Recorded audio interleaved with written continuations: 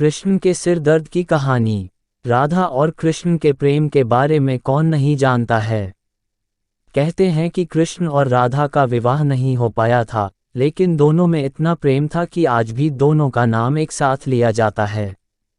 श्री कृष्ण का राधा के लिए प्रेम और राधा का श्री कृष्ण के लिए समर्पण देखते ही बनता था। शायद इसलिए अपने आप को सबसे बड़ा भक्त कहने वाले नारद मुनि को राधा से जलन होने लगी थी। ये बात श्री कृष्ण अच्छी तरह से जानते थे।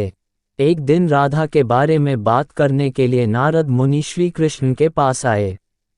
ये बात श्री कृष्ण को पता चल गई थी। जैसे ही नारद मुनि वहां पहुंचे तो श्री कृष्ण उन्हें देखकर अपना सिर पकड़कर बैठ गए। नारद मुनि ने श्री कृष्ण से पूछा कि क्या हुआ प्रभु, आप ऐसे अपने सिर को पकड़कर क्यों बैठे हैं।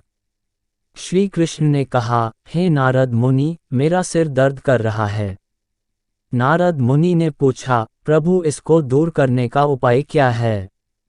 तब श्री कृष्ण ने कहा, अगर मैं अपने सबसे बड़े भक्त का चरणामृत पी लूं तो इसे दूर किया जा सकता है।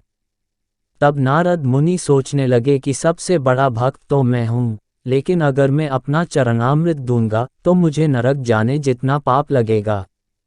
मैं प्रभु को अपना चरणामृत नहीं दे सकता। कुछ देर सोचने के बाद उनके मन में राधा का विचार आया और वे सोचने लगे कि लोग राधा को भी तो श्री कृष्ण का सबसे बड़ा भक्त मानते हैं, इसलिए क्यों न उनके पास जाकर पूछा जाए। ऐसा सोचकर वह राधा के पास गए और उन्हें सारी बात बता दी। राधा ने जैसे ही सुना, एक बर्तन में अपने पैर धोकर चरणामृत नारद मुनि को देते हुए कहा, हे मुनिराज, मुझे नहीं पता कि मैं उनकी कितनी बड़ी भक्ति हूँ, लेकिन मुझे ये पता है कि श्री कृष्ण को अपना चरणामृत देने से मुझे नरक में जाने जितना पाप लगेगा और मुझे नरक जितनी यातना सहन करनी पड़ेगी। मुनि, वह सब मैं सहन कर सकती हूँ, लेकिन अपने स्वामी को पीड़ा में नहीं देख सकती। ये चरणामृत ले जाकर आप उन्हें दे दें। राधा की बात सुनकर नारद मुनि का सारा घमंड चूर चूर हो गया और उनको पता चल गया कि राधा ही सबसे बड़ी भक्त हैं और श्री कृष्ण ने ये लीला मुझे समझाने के लिए ही रची थी। जब नारद मुनि राधा के पास से वापस आ रहे थे तो उनके मुख से केवल राधा के नाम की ही धुन सुनाई दे रही थी।